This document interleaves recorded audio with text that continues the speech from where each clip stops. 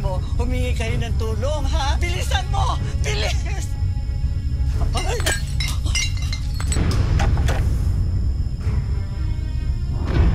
Tay! Labas yun ang pera ko at hindi ko kayo sasaktan.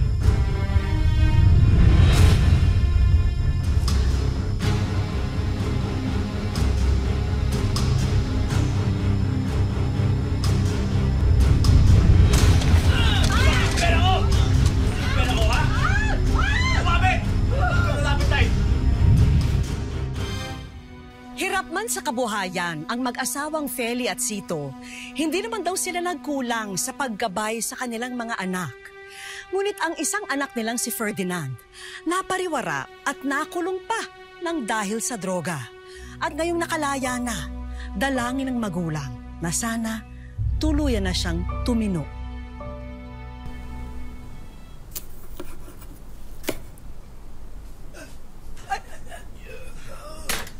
Oo, matatapos ko ito bago pa sila dumating at aayusin ko yung kwarto niya. Huwag ka mag-alala.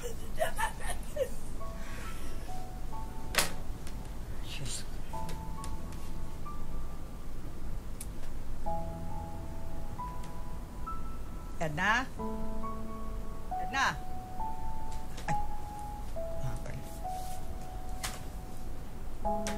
Edna! Edna! Ano, tapos ka na dyan?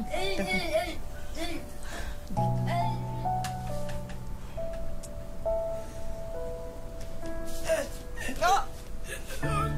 Ang kulit mo! Aayusin ko sabi, sige! Matigil ka na lang. Ikaw ang magtuloy ng ginagawa ko at ako na mag-aayos. Bilisan mo, ha? Tay! Tay! Andito na po si Ferdy! Anak! Naku, Ferdy! Ferdy, anak ko! Naku, anak ko! Ang tagal mong nawala sa piling namin ng tatay mo. Kumusta ka na? Hindi ka ba nanibago dito sa lugar natin? Naku naman, Nay, nagtaka ka pa. Eh, halos 15 years kaya yan nawala dito. Pasensya ka na, anak, ha? Hindi kami nakasama ng tatay mo sa pagsundo sa iyo, ha? Okay lang po yun, Nay. Salamat. Siya nga pala. Kanina pa naghihintay sa'yo ang tatay mo. Surpresahin mo. Dali. Masusurpresa sa'yo. Magagawa yun.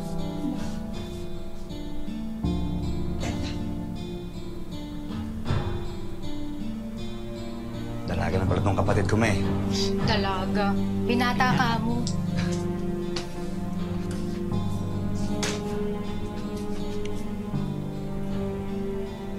Tay.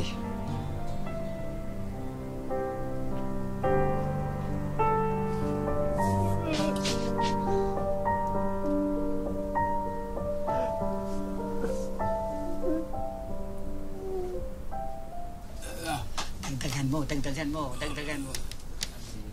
Ayan, ha? Oh. Marami pa yan, ha?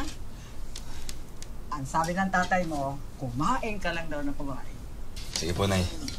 Ngayon nakalaya ka na. Magtinuna, ha? Naku, tigil-tigilan mo na yung mga bisyo mo. Sa panahon pa naman natin ngayon yung mga adik, basta-basta na lang pinapatay. Mamaya, makita-kita kita, kasama mo naman yung mga dati mong barkada. Okay lang po, Nay. Sige po, ate. Ano ba ang plano mo ngayon, anak? Siguro, Nay, maghahanap po ako ng trabaho. Oh. Sabi ng anak mo, maghahanap siya ng trabaho kay driver, kay perpentero, kay pintor, kay ano.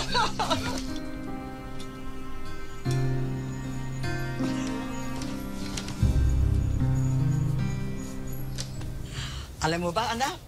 Ang tatay mo mismo ang nagsabi sa akin na ayusin ko itong kwarto ito para sa iyo.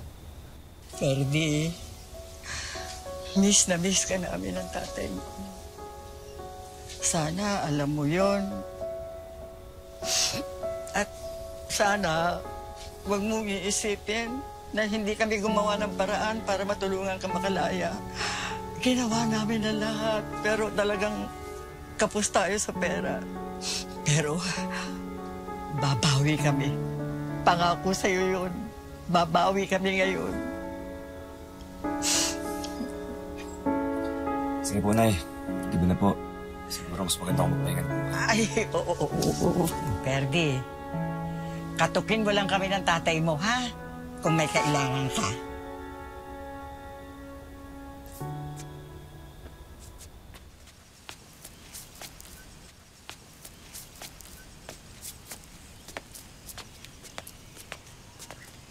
Tol! Oh. Ikaw na ba yan? Tol! Lang niya. Yan, halos di kita nakilala. Totoo nga yung chismis. Laya ka na.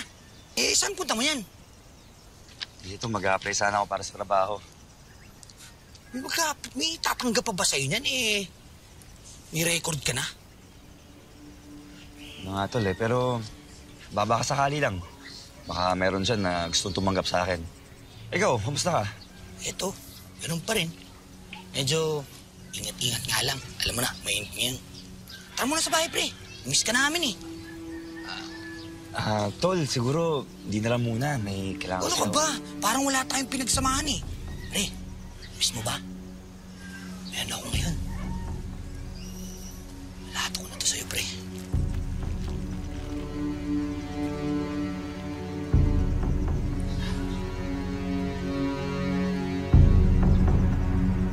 Sito, kumain ka na. Ano ka ba? Hoy!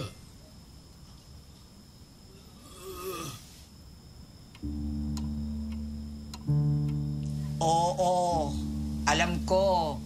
Huwag ka na mag-alala. Darating yun. Maya-maya lang nandyan na yun. Ano, kain na ba?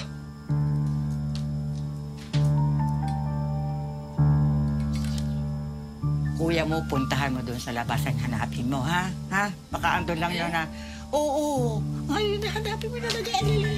Tatay mo, ayaw kumain dahil walang kuya mo.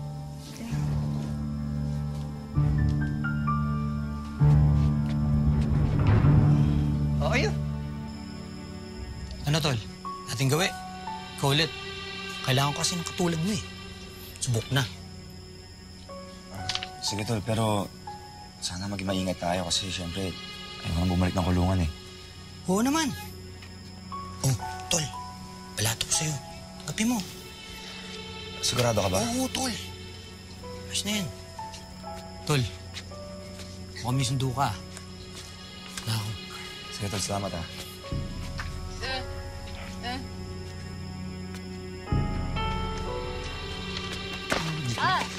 Dito, subukan mo sabihin kay nanay tsaka kay tatay to. Kung di malilintikin ka sa akin, naiintindihan mo? Naiintindihan mo?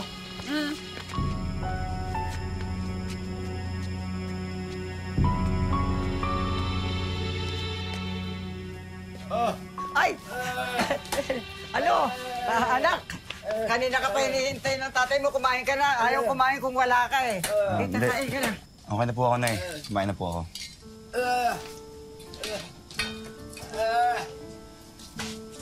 Kumain na raw.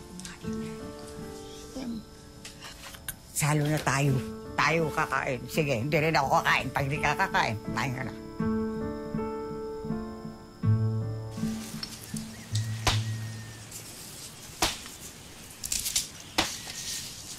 Hoy! Hoy, hinto mo na yung kalakal mo, ha? Hinto mo na, hapon na. Gisingin mo ang kuya mo. Tutulog, gisingin mo. Sabi mo, kakain na. Ay, pumunta ka na. Gisingin mo na. Gusto mo pa ako magalit, ano? Siya.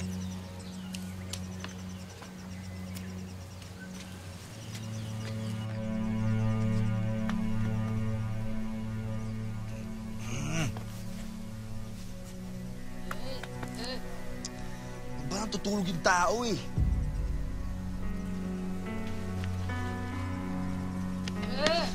Ba? Ang kulit-kulit mo, ha? Ka dito! Bata ka? Ang kulit-kulit mo, ha? Kita mo natutulog yung tao, eh! Gigisingin mo ako, ha? Di ba? Lexi kang babae ka! Ka dito! Wala kang respetong babae ka, ha? Halika dito, halika dito. Bata ka ha? Ha? Ba? Ano ba yan? Lakapin mo yung puno. Kayong makailan! Alam mo, mga bata makukulit katulad mo, marapat sa'yo. Wag! Maawa ka! Gusto mo bang malaman kung anong ginagawa namin sa mga makukulit katulad mo, ha? Gusto mo malaman? Lilawin mo kung isipin na ako, Diyos ko. Perde! Paano mo na Ulit! anak? Anak! Masyang ganyan, anak! Letseng buhay to! Sa tingin niyo bang masahol to? Mas masahol yung ginawa nila sa akin sa loob ng kulungan. 15 taon ako nagtiis! At nasan kayo? Ha? Pinabayaan niyo ako! Kasi ito? Naman ako tawad sa'yo. Todong putahin tayo dito sa babaeng to! Ha? Wag!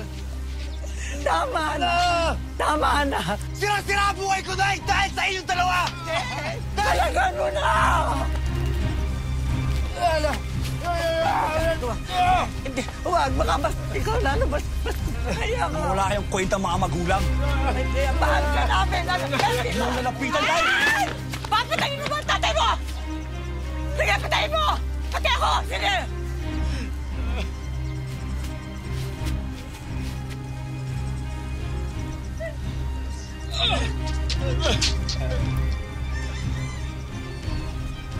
Huwag mo...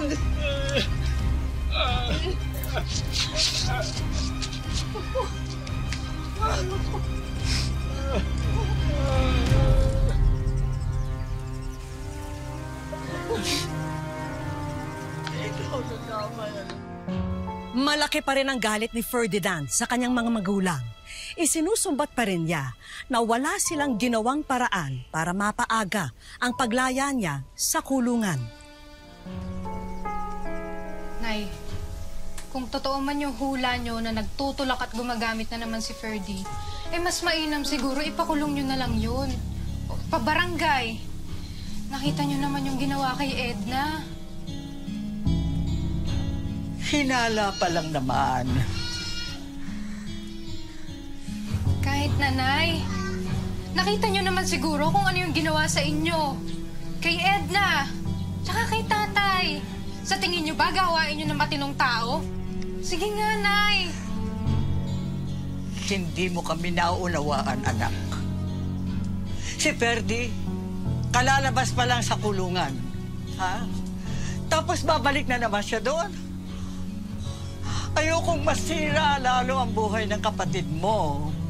Hayaan mo makapiling namin siya ng tatay mo. Hayaan mo kami makabawi sa kanya. Ano ba sinasabi mo makabawi? Senyorito na nga yun dito eh. Nakikesa naman pare-pareho tayo maperwisyo sa kalokohan nun.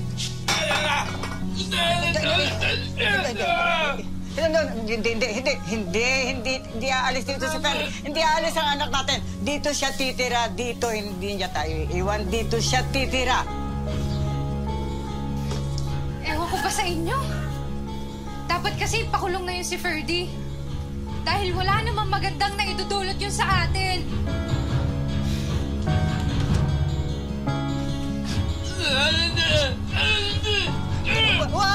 Wag mong sisihin ang sarili mo. Huwag mo nang isipin yun. Hindi mo kasalanan. Ha? Sito, huwag ka mag-alala, ha? Kakausapin ko ang anak mo. Papangako ko sa'yo, dito siya titira. Hindi na natin siya pakawalan. Dito siya habang buhay, kapiling natin, ha?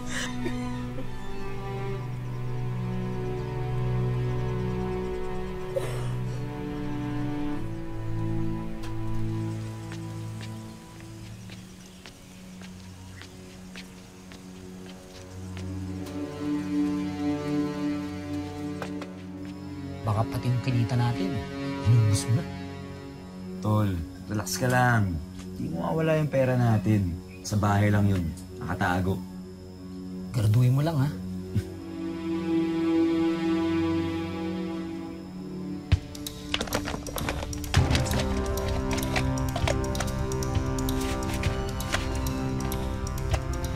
Asan yung pera ko? Tira, asan yung pera ko? Nay! Nay! Nay! Asan yung pera ko? Asan yung pera ko? Pera ko! Pera ko! Pera, wala kami alam sa pera. Hindi ko alam. Wala! Asan yung pera ko? Asan yung pera ko? Hindi, wala.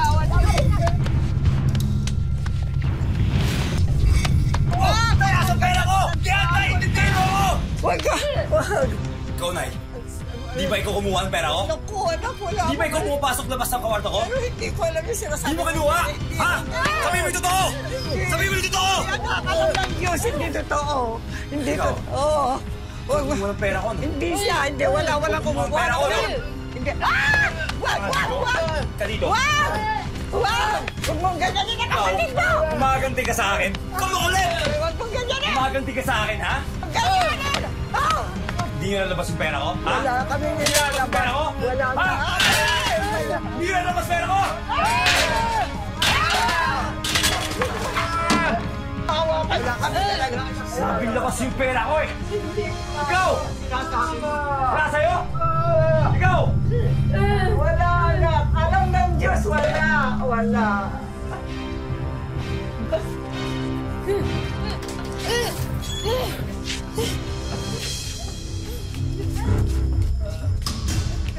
Anak, pumunta ka sa bahay ng ate mo, humingi kayo ng tulong, ha? Kasi, humingi ka ng tulong sa ate mo. Shirley, kasi sabi mo nagwawala si Perdi. Bilisan mo! Bilis! Alam ko na kayo talaga kumuha ng pera ko, eh, ha?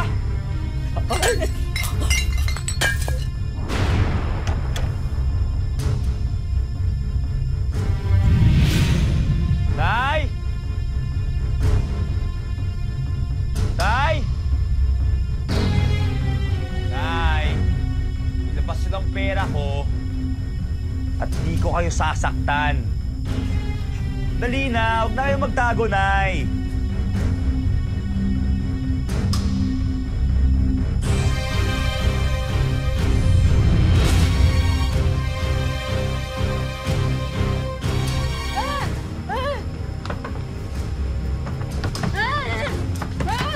Bakit? Ano nangyari?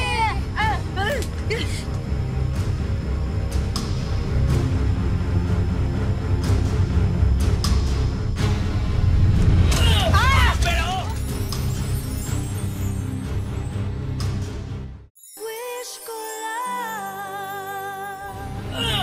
Pera ko! Asan yung pera ko, ha? Lumapit! Huwag ka lalapit, Tay! Asan yung pera ko, Tay, ha? Ayan! Tapos! Tatay mo yan! Ay, teka! Tulungan niyo po kami. May nangyayari doon sa bahay namin. Saan yun? Dito po.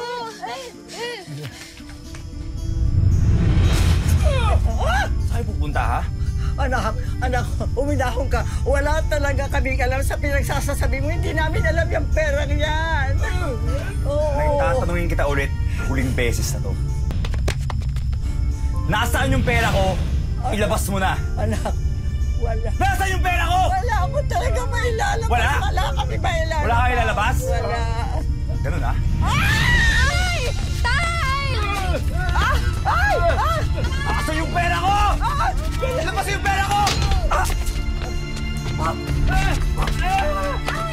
Tay, ano ba yan, Tay? Tinan mo, tayo na nga tinutulungan, oh. Tay!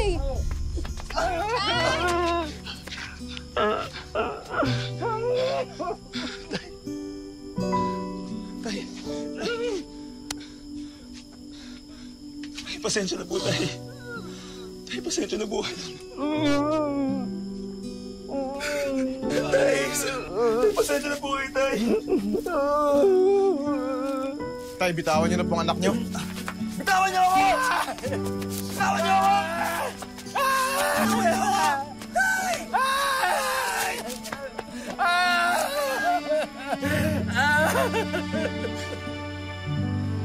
Tay, hayaan mo na, Tay.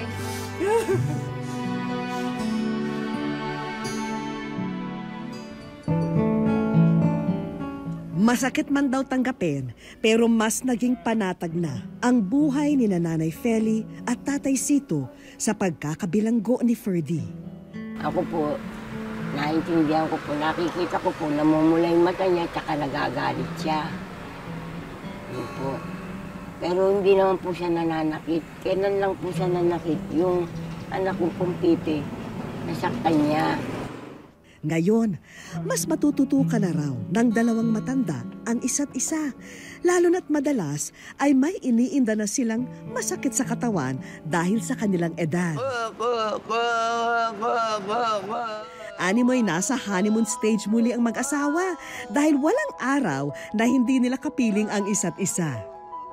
1959, nagpunta akong Bataan dahil may tiyahin po ako di sa Bataan.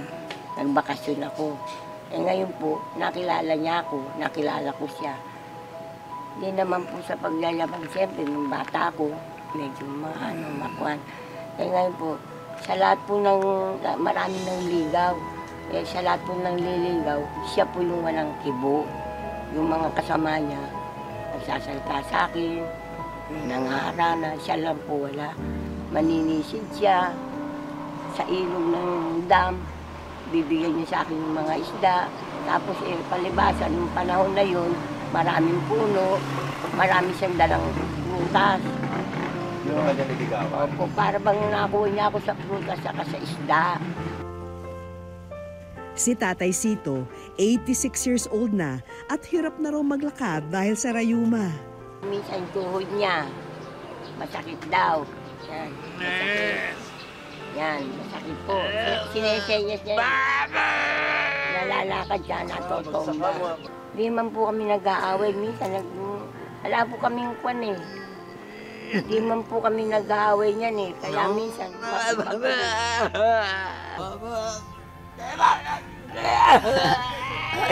pag inalikan niya ako, niyayakap niya ako, tinutulak ko siya dahil iniisip ko po matanda na kami. Masaya man ang mag-asawa, kakambal pa rin ito ang katotohanan na pareho silang walang kakayahang maghanap buhay at umaasa na lamang sa bigay ng kanilang mga anak at apo.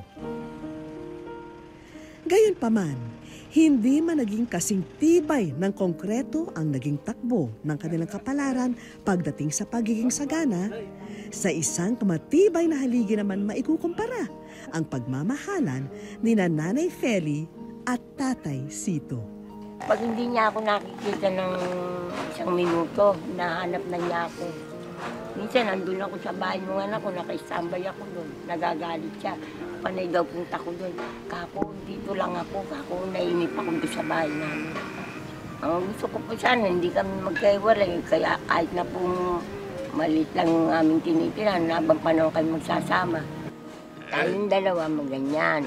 Tagal na matagal, hindi tayo magaganyan. Ganyan, hanggang sa mamatay tayo, ganyan na tayo.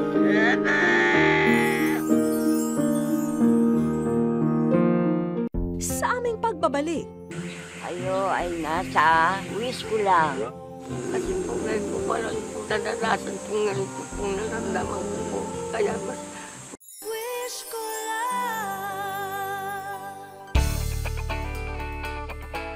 eksaktong anniversary month ni Nanay Feli at Tatay Sito ang buwan ng Abril. Pero sa loob ng 58 taon nilang pagsasama, kahit isang beses ay hindi raw sila nagkaroon ng pagkakataon na ipagdiwang ito. Natuon na raw kasi para sa mga anak nila ang lahat ng pera na kinikita noon. E ano pa nga ba ang pinakaakmang paraan para i-celebrate ang ganitong okasyon? Kundi sa isang special cake. ayo ay nasa wish ko lang. Kasi po ngayon po parang po nadarasan po ngayon po naramdaman ko po. Kaya masaya po hindi ko po maintindihan sa sarili ko. Papasalamat po ako sa nagpadala po sa inyo yan. Sino man po siya. Wala pang ideya ang mag-asawa kung papaano nakarating sa amin ang kanilang kwento o kung sino ang nagpadala nito. Huwag po kayong mag-alala at makikilala niyo na siya, Lola Feli. Ang mahalaga, pumasok na po tayo sa loob at marami na ang mga bisitang naghihintay sa inyong pagdating. muling inihahatid ni Tatay Sito ang kanyang misis sa altar. Walang kaalam-alam ang dalawa na kanina pa naghihintay ang kanilang mga anak at apo para personal silang sorpresahin. Doon na rin namin binanggit kay Lola Feli na si Jomar ang sumulat sa wish ko lang para maganap ang araw na ito. Kasi simulat sa pool, mula pa nung bata ko, nasaksihan ko kung paano sila naghirap sa buhay. Kung paano nila ako sinurvive din, kung paano nila ako tinulungan, paano nila ako maiahon. Papasalamat ako sa iyo. Dahil sa lahat ng nakita kong apo, ikaw lang ang tumulong sa akin. Ikaw naman po yung siya lang pong tumulong sa amin. Dahil siya lang po yung apo kong na binigay niya sa amin yung kasiyahan. Binili na kaming lamit na para malibang kami. Kumain ka sa kanya. Ikaw, yung mahal kong Alfonso, bata pa lang tayo. Alam mong bata pa lang tayo, maraming lalaking bumiyag sa aking puso. Pero bukod tanging ikaw ang aking minahal. Kung meron ayaw sa'yo ng nanay ko kasi pipi ka daw. Pero pinaglaban ko pa rin ang pagmamahal ko sa'yo. I love you, Alfonso. Alam mo ng Diyos, Feli, kung gaano kita kamahal. Yakap mo lang, buo na ang araw ko. Ipakita natin sa mundo na totoong may forever. I love you, Feli De Leon. Dahil tapos na ang sumpaan, Tatay Sito, pwede niyo na pong halikan ang inyong forever.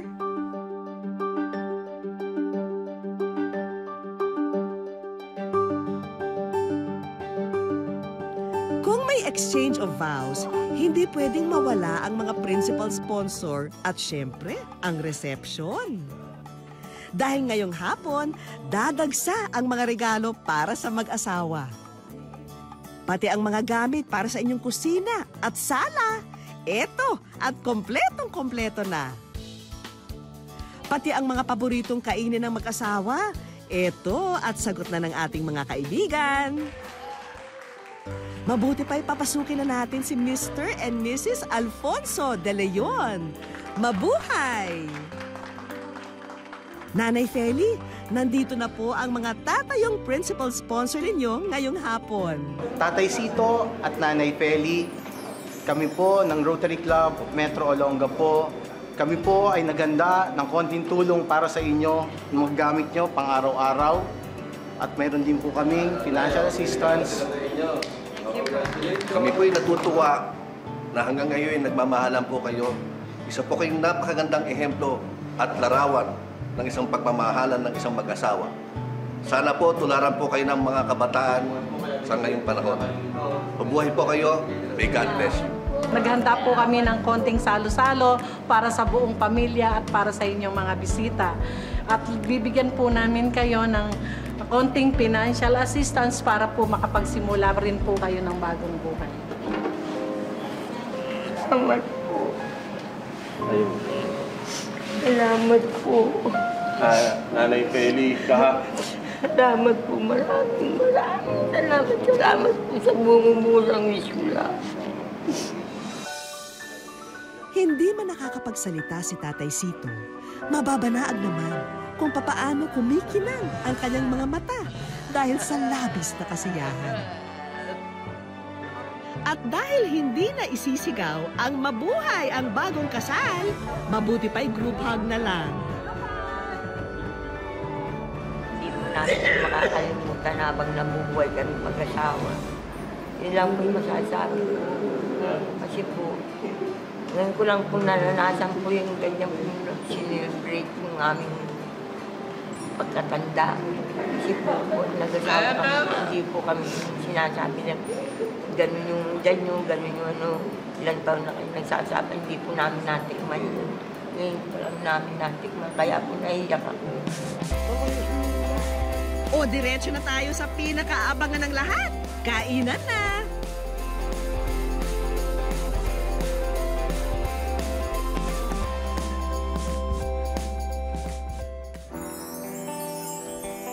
Ang tunay na pagmamahal ay isang matibay na pundasyon para kayanin ng dalawang tao ang lahat ng unos na kanilang kakaharapin. At ito pa rin ang magiging sandata ni Tatay Sito at Nanay Feli sa mga darating pang kabanata ng kanilang makulay na buhay. Hangad ng bawat magulang na mapaganda ang buhay ng kanilang mga anak. Ngunit ang magandang buhay ay maisasakatuparan lamang kung tayo ay lubusang makikinig sa gabay at mga pangaral na kanilang ibibigay. Hanggang sa muli mga kapuso, ako po si Vicky Morales at ito po ang Wish Ko Lang.